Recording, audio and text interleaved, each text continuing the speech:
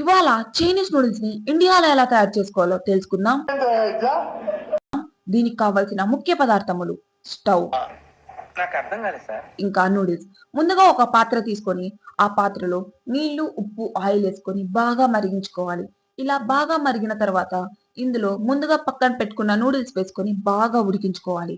Noodles బాగా ఉడికిన తర్వాత ఒక గిన్నెలో తీసుకొని స్ట్రెయిన్ చేసుకోవాలి. ఇలా స్ట్రెయిన్ చేసుకున్న నూడిల్స్ ని ఇంకొక పాత్ర తీసుకొని ఆ పాత్రలో కొంచెం ఆయిల్ వేసుకోవాలి. అందులో క్యారెట్, క్యాప్సికమ్, ఆనియన్స్ వేసుకొని బాగా టాస్ చేసుకోండి. మా ఇంట్లో లేవు అందుకే వేసుకోవట్లేదు. కామెడీ చేస్తున్నావా?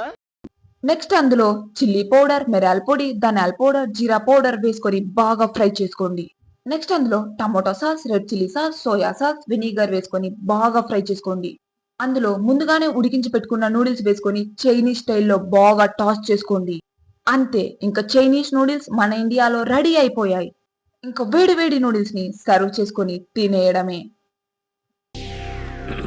హాయ్, నా పెర్ఫార్మెన్స్ మీకు నచ్చినట్టయితే స్మాల్ బాస్ అని స్పేస్ ఇచ్చి పద్మ